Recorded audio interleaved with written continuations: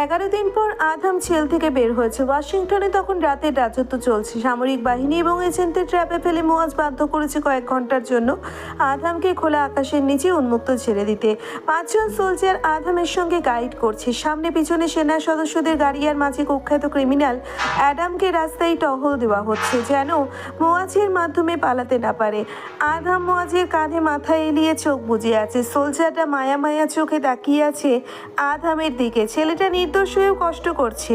VM গ্রুপের অতীত বর্তমানে সব জানা হয়ে গেছে মিলিটারি ফোর্সের। প্রত্যেকে হতবাক হয়ে যায় পল, চার্লস আর হেনরির নির্মমতায়। ভার্জিনিয়ার পর্বতের ঠিক কোথায় বাংকার রয়েছে সেই হদিশ মুয়াজ দেখিয়ে দিবে, এই শর্তে আধামকে বের করা হয়েছে কিছুক্ষণের জন্য।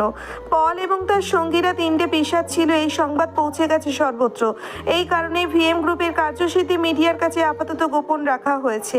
এইসব খবর ফাঁস হলে নিজেদের উচ্চপদস্থ লোকেদের সম্মান হানি হবে। আইন শৃঙ্খলা বাহিনীর গাড়ি থামলো বিখ্যাত হসপিটালের সামনে। মুয়াজ ঢোক গিলল। কি করে ছেলেটাকে সামলাবে এই ভয়ে আছে।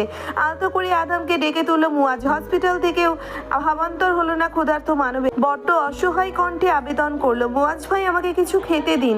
3 দিন যাবৎ ভারী খাবার খেতে পারি না। ওরা আমাকে শুকুরের মাংস খেতে দেয়, মানুষের রক্ত দিয়ে জুস খেতে দেয়, মৃত কুকুরের মাংস দেওয়া খেতে, পানির সাথে ড্রাগস মিশিয়ে দেয়। আমি বোধহয় তাড়াতাড়ি মরে যাবো। এত ক্ষুধা লাগে কেন? অল্প খাবারে পেটের এক কোণাও ভরে না। মরার আগে মানুষ খাই খাই করে বেশি, তাই না? মুয়াজ ঠোঁট কামড়ে কেঁদেই ফেললো। হসপিটালের ক্যান্টিন থেকে দ্রুত শুকনো খাবার আর পানি এনে দিল। আধাম হামলে পড়লো সেই খাবারে। তাড়াহুড়ো করে এমনভাবে চিবুচ্ছে যেন ফুটপাতের দরিদ্র প্রতীক। মুয়াজের এত কষ্ট লাগলো যে ছেলেটার খাবার দৃশ্যটা দেখতে পারলো না। শীত এখন শেষের দিকে, তাও ভালোই শীত লাগছে। মুয়াজ নিজের গায়ের ওভারকোট খুলে আধামকে পরিয়ে দিল। বোতলের অর্ধেক পানি শেষ করে সতেজ হলো যুবকের ভাবসাব। মৃদু হেসে বলল, এখানে কেন এসেছেন? প্রশ্নটা করে ভ্রু গুটিয়ে নিল। তরিত বলে উঠল, বুবু অসুস্থ? বুবুর কিছু হয়েছে? আমার বাচ্চারা ভালো আছে তো মুয়াজ ভাই? মুয়াজ কান্না নিবারণ করে ধীরে ধীরে আধামকে নিয়ে ছুটলো 5ম তলায়। এর মাঝে আধাম কত প্রশ্ন করলো, একটারও উত্তর দিল না মুয়াজ। আধাম দেখতে পায়নি নীরবে মুয়াজের চোখ থেকে পানি পড়ছে।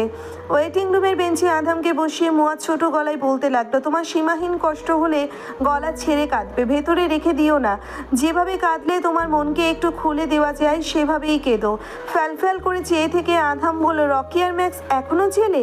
হ্যাঁ। আমাকে এখানে কেন এনেছেন? তোমার স্নো কুইন অসুস্থ। কি হয়েছে? অপারেশন হয়েছে। কিসের অপারেশন? মুয়াজ উত্তর দিতে পারছে না। আধাম অস্থির করে তুলে বড় ভাই সমতুল্য মুয়াজকে।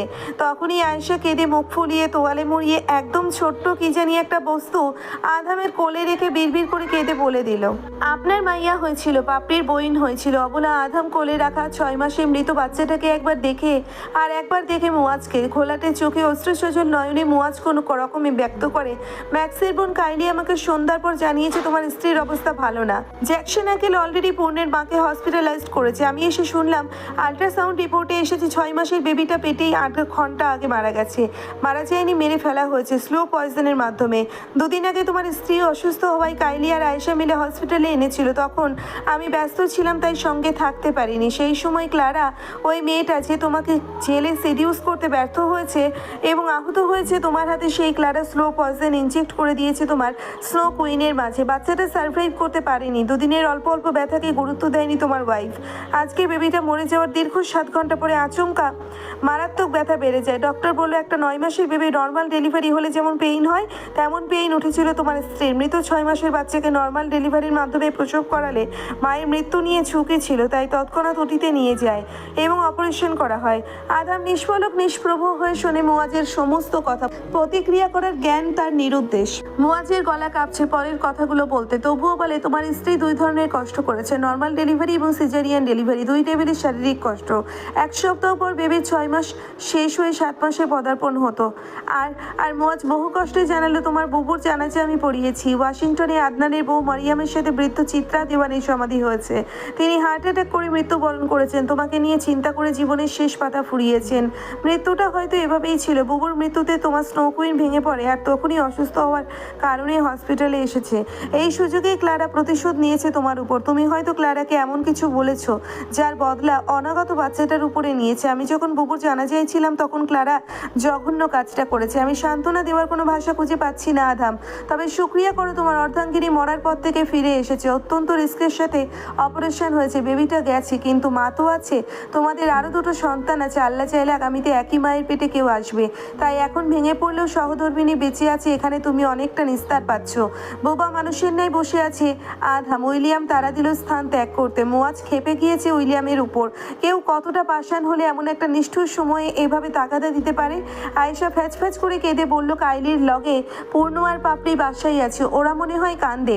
আধাম দুহাতের তালুতে নিথর ছানাটা তুলে ধরলো। ঠিক হাতের মাঝে পড়ে আছে একটা ফুল, অত্যন্ত শীতল গলায় সে বলল, ওরা ওয়াশিংটনে থাকে? মুয়াজ উত্তর দিল, হ্যাঁ, লিটল প্রিন্সের ফ্ল্যাটে থাকে। আধাম অদ্ভুত স্বরে বাবুকে এক মনে এক ধ্যানে দেখতে লাগলো সময় নিয়ে। তারপর বলল, কি আশ্চর্য, মুয়াজ ভাই অল্প অল্প করে চোখের পাপড়িও গজিয়েছে, নাক কান চোখ সব পরিপূর্ণ, মাশাআল্লাহ। চোখ দুটো খোলা দেখতে পারলাম না বলেই হাসলো কেমন করে জানি। তারপর নরম তোয়ালে থেকে আস্তে আস্তে করে বের করলো একটা হাত। হাতের নখে একটু ছুঁয়ে বলল, নখও হয়ে গিয়েছিল জানেন মুয়াজ, ফুলটা এখন নড়ছে না, কিন্তু পেটের ভেতরে নড়তো। প্রথমে একটু করে নড়াচড়া বুঝেছি, তারপর স্পষ্ট বুঝেছি নড়চড়। ওর মা ঘুমিয়ে গেলেও আমি ঘুমাতাম না, আমি অনেকক্ষণ জেগে থাকতাম নড়াচড়া অনুভব করার জন্য। হৃদয় পুলকিত হয়ে উঠত। ভিকটিমের বাচ্চাও ভিকটিম হলো, দুনিয়ায় মুখ দেখার সৌভাগ্য হলো না। এর আগেই মার্ডার করে দিয়েছে, আমার হৃদয়টা খুন করেছে মুয়াজ ভাই। আমার আরেকটা তুষারকন্যা ছিল, মায়ের মতো বরফ সাদা বর্ণ নিয়ে মৃত হয়ে জন্ম হলো। এই ফুলটার কি দোষ ছিল আর 2টা মাস পেটে থাকতে দিত? 7 মাসের বাচ্চাকে এনআইসিইউতে রাখা যায়? আমি কত করে বলে চেয়েছিলাম একটা মেয়ে হওয়ার জন্য, হয়েছিল তো। বরফ রাজ্যে আরেকটা বরফ কন্যা এসেও আসেনি, বিষ দিয়ে মেরে ফেললো।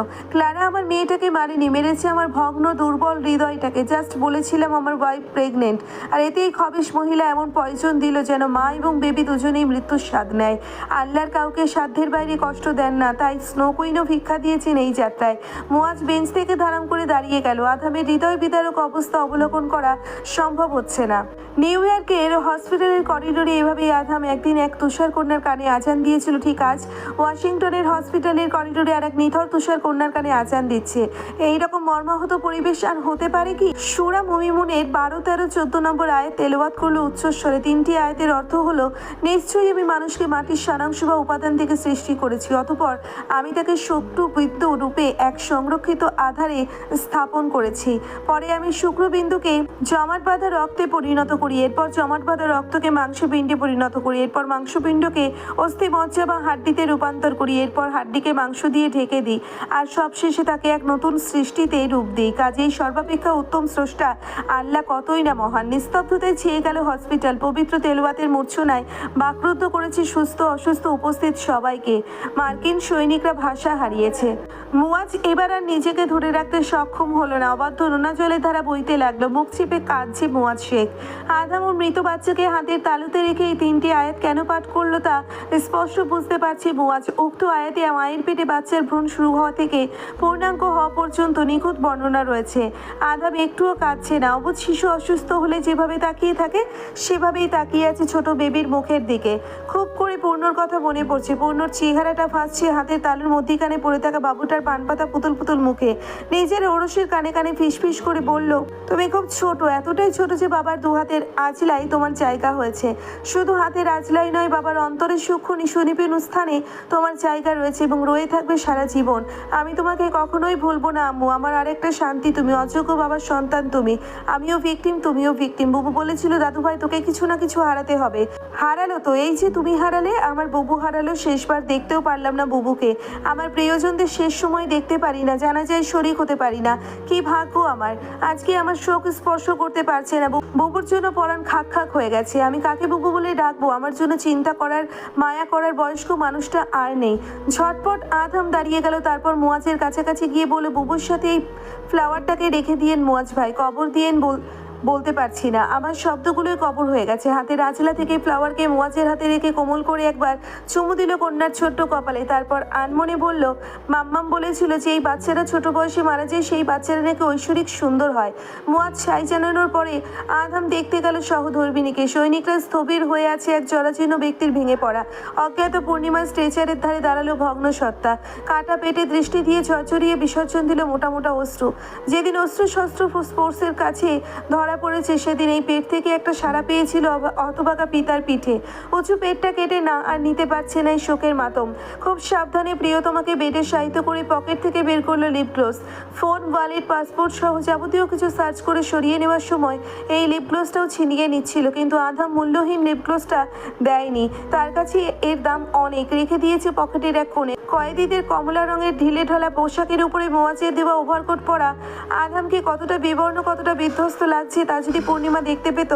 স্নো কুইনের অচৈতন্য মুখশ্রীতে ব্যথাতুর হাত বুলিয়ে ভয়ঙ্করভাবে ভেঙে পড়ল আধাম। আত্মচিৎকারে ভারী করে তুলল কেবিন। জমে থাকা বেদনা মিশ্রিত শোকাচ্ছন্ন যন্ত্রণা উগলে দিল প্রলাপ করে। তোমার বুকে এলোমেলো চুলের মাথা রেখে ভেসে গেল কষ্টের প্লাবনে। হেঁচকি তুলে তিক্ত বিষাদের ক্রন্দনে মাতিয়ে তুলল অভ্যন্তরীণ দুর্ভোগ। আমি একটা কাওয়ার্ড, আমি অযোগ্য বাবা, অযোগ্য স্বামী, আমি একটা দায়িত্ব জ্ঞানহীন অকর্মার অকেজো। কেন তোমাদের এখানে আনলাম আর কেন এই দিন দেখতে হলো? আজকেও আকাশে মস্ত বড় চাঁদ উঠেছে, আমার বিষাদের ক্ষণে কেন চাঁদনি রাত নয়? কেন চাঁদ জ্যোৎস্না ছড়ায়? আকাশের ওই চাঁদটাকে অসহ্য লাগছে। তুমি পূর্ণিমা ছাড়া চাঁদের পূর্ণিমা আমার পছন্দ নয়। আমার দহন কবে নিঃশেষ হবে? স্নো কুইন চেতনাহীন রমণীর বুক ভিজে গেছে স্বামীর আহাজারিতে। মোয়াজ দরজায় ঠক ঠক বাড়ি দিয়ে সতর্ক করেছে। শেষবার আধাম লিপগ্লোস দিয়ে আঁকি ঝুঁকি করে অর্ধাঙ্গিনীর হাতে লিখলো ক্ষমা করে দিও। নেভু নেভু চোখের মনিতে ঝাপসা হয়ে দেখলো বরফ রানীর মলিন আননখানি। আর একবার জড়িয়ে ধরে মাথায় হাত বুলিয়ে চলে গেল। যাওয়ার আগে ফিরে ফিরে কতবার যে চাইল তার হদিশ নেই। ফিরে ফিরে না তাকিয়ে কবে মুখোমুখি পরস্পরকে দেখবে জানা নেই।